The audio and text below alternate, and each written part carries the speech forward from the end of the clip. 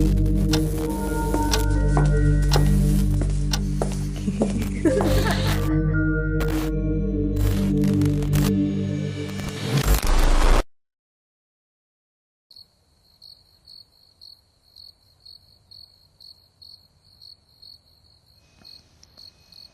selamat malam. Perkenalkan, nama saya Akmal Raja Wali.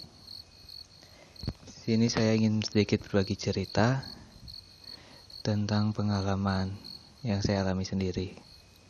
Jadi sekitar tahun 2012,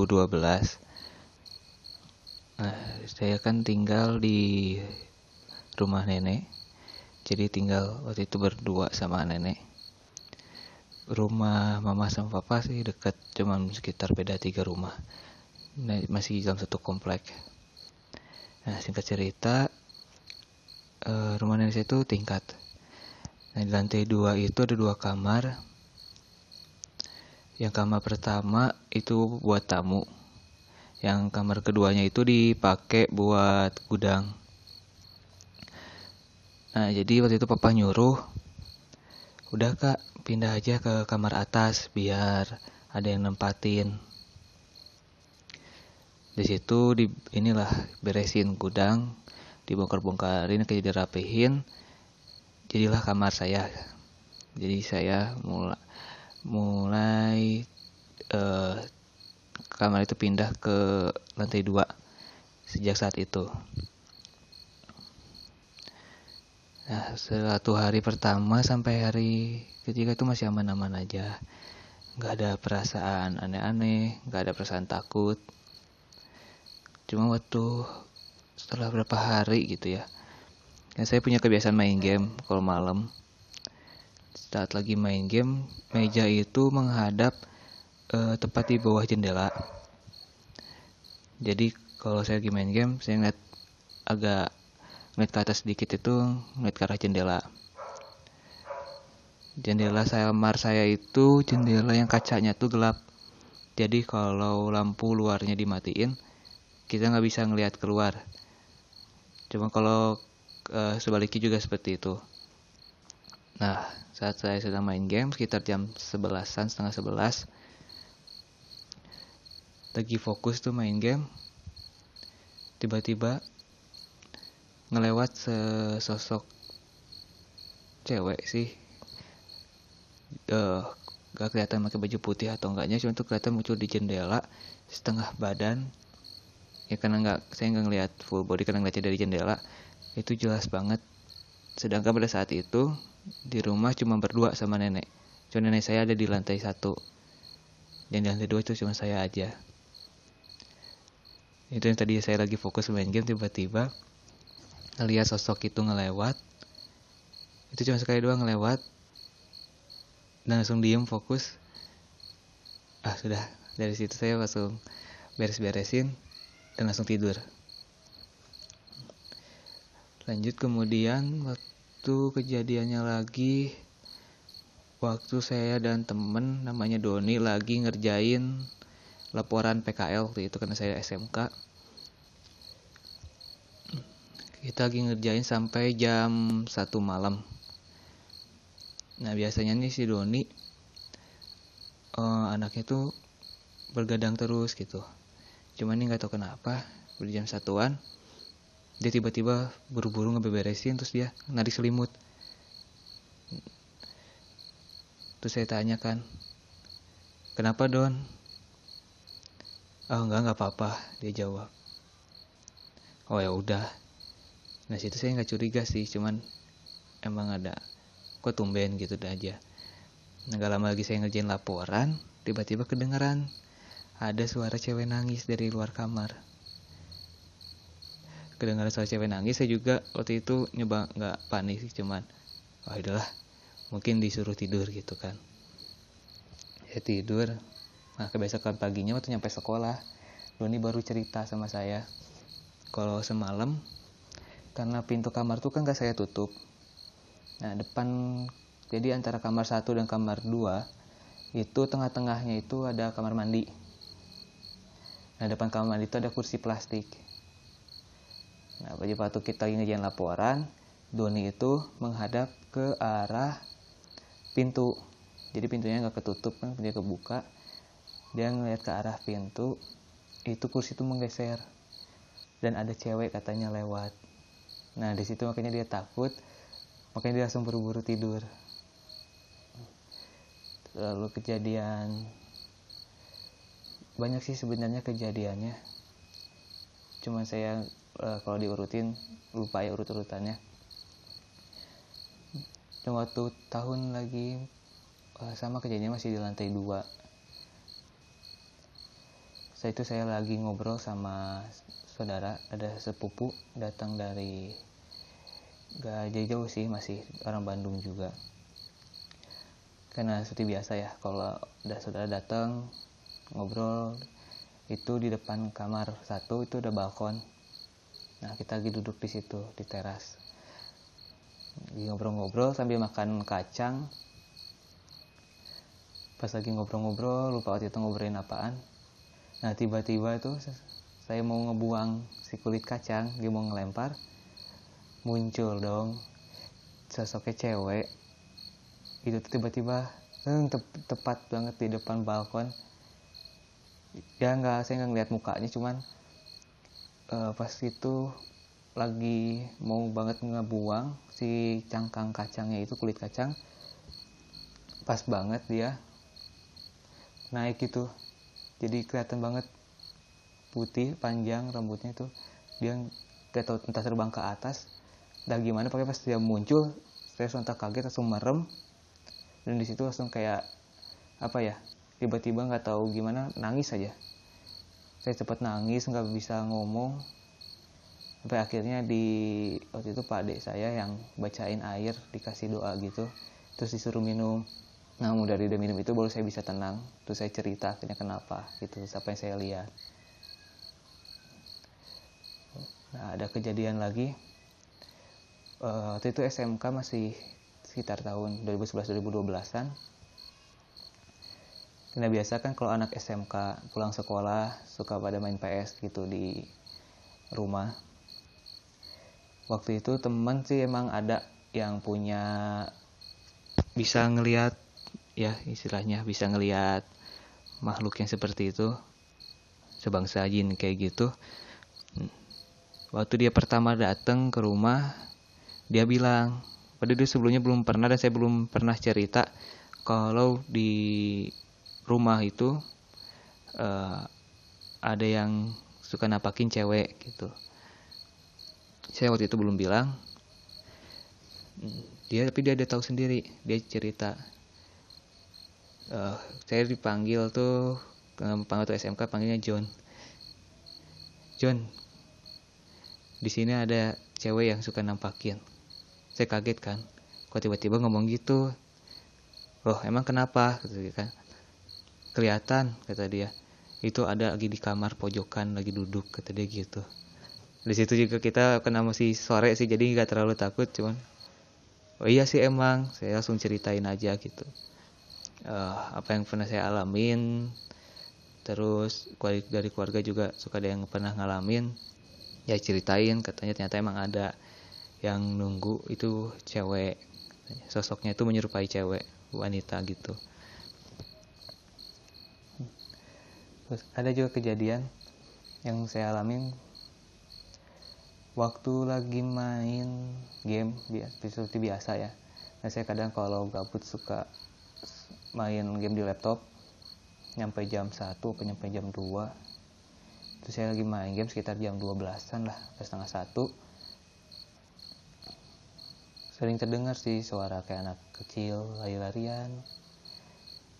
Terus kadang kedengar suara cewek nangis sama ketawa. Tapi karena udah terlalu sering, jadi saya juga menganggap udahlah biasa gitu.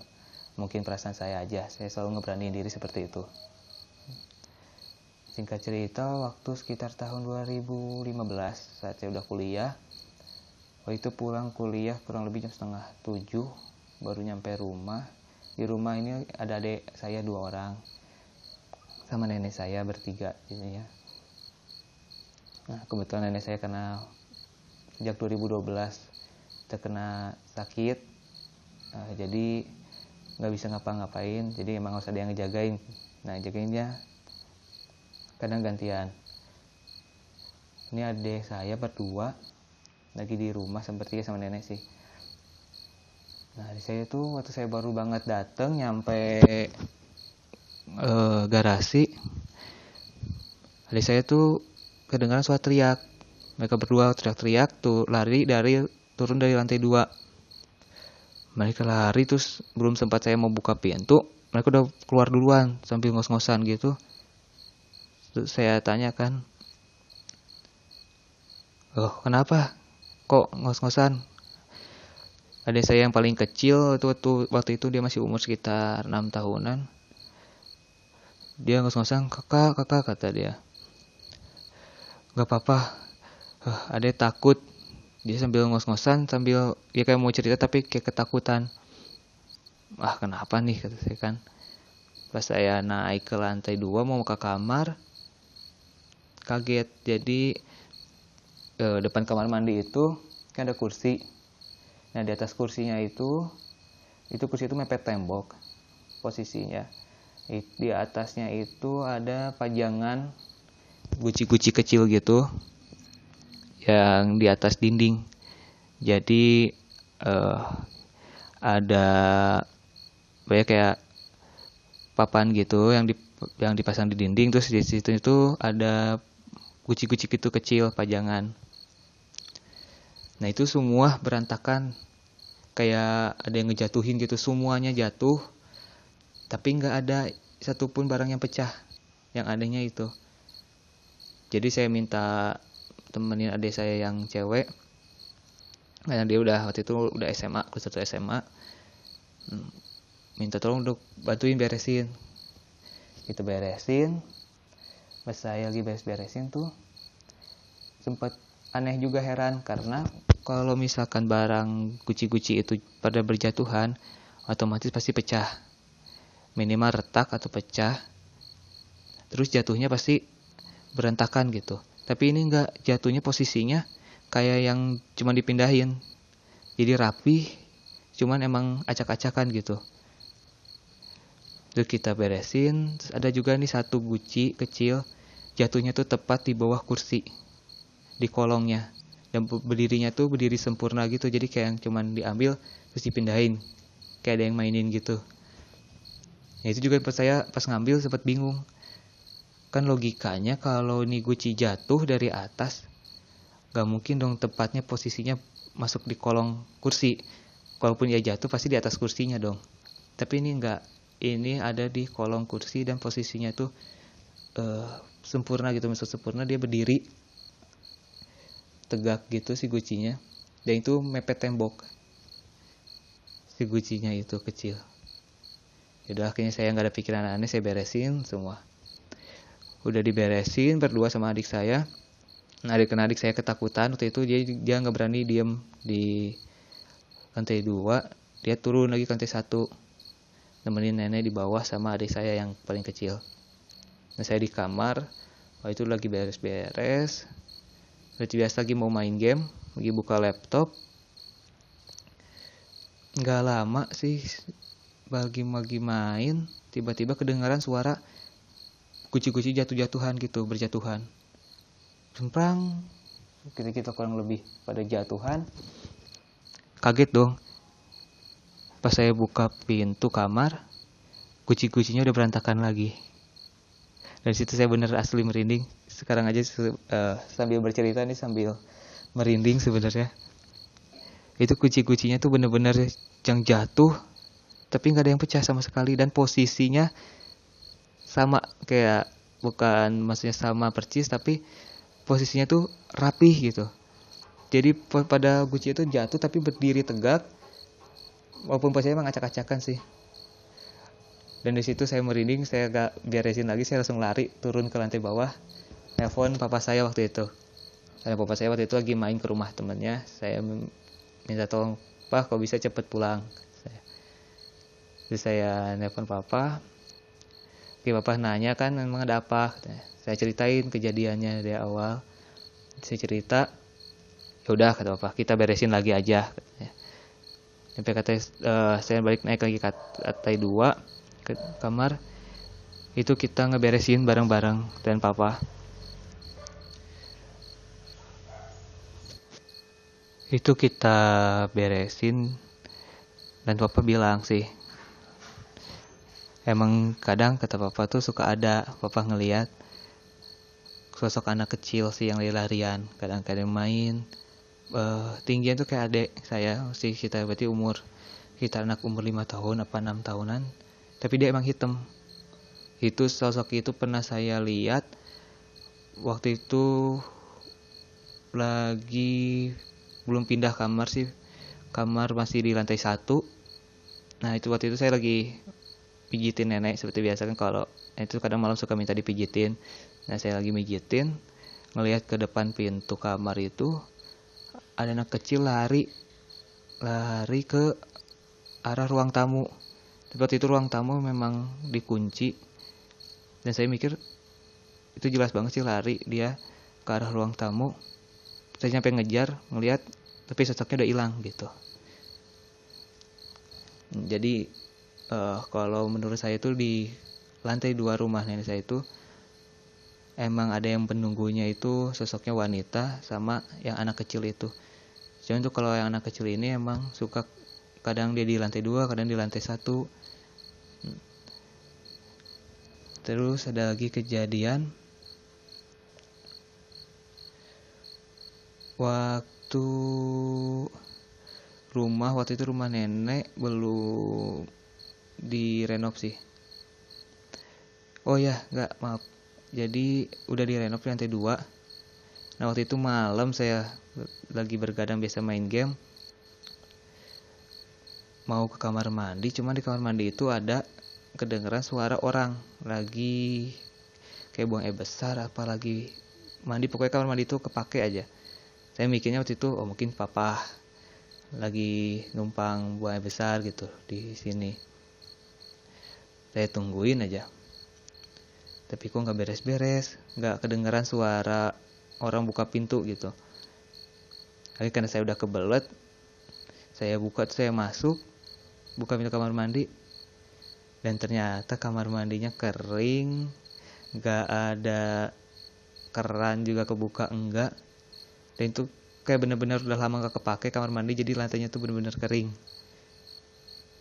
Sempat merinding juga waktu itu, tapi ya udahlah kata saya kan, karena saya udah kebelet juga, jadi saya tetap buang air kecil situ.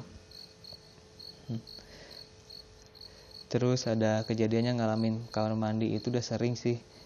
Waktu itu papa saya juga baru-baru ini ngalamin, karena saya kerja di Bogor, waktu lagi pulang ke Bandung ke rumah. Karena sekarang orang tua juga tinggal di rumah nenek karena ngejaga nenek sambil kena sakit kan. Jadi mama saya yang ngurus nenek. Karena saya pulang ke Bandung, tidur biasa di kamar. Waktu itu baru-baru ini 2 minggu kemarin kejadiannya. Saya lagi ke kamar, papa saya di kamar 1. Tidurnya di situ.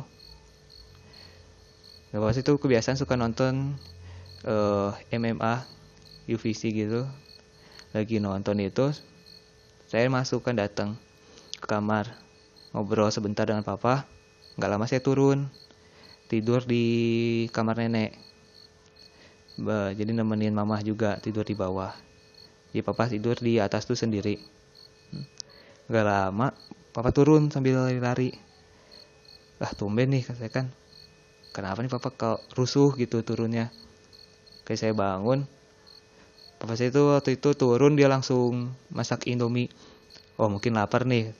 Saya keluar kan, ngambil minum. Papa saya bilang, "Kak, tadi kamu keluar dari kamar langsung turun?" "Iya." "Gak ke kamar mandi dulu?" "Enggak," kata saya kan. "Emang kenapa?" "Enggak sih," kata papa. "Tadi pas kamu turun, pas kamu keluar, itu di kamar mandi kedengeran pintunya nutup, terus ya kedengeran suara air keran ngalir. Saya pikir tuh saya gitu, tapi kok gak keluar-keluar," katanya. Makanya papa saya penasaran, dia buka pintu kamar mandinya, ternyata nggak ada siapa-siapa dan air kerannya pun gak ngalir gitu sih. Ya mungkin itu untuk sedikit cerita tentang pengalaman saya alamin. Sebenarnya sih banyak ceritanya, cuma mungkin untuk awal segitu dulu aja. Mohon maaf nih kalau banyak kurangnya. Saya sih percaya dimanapun kita tinggal, di situ bukan hanya kita yang tinggal di situ. Karena dalam Islam pun kita harus percaya kalau makhluk gaib itu memang ada. Jadi gitu sih. Terima kasih.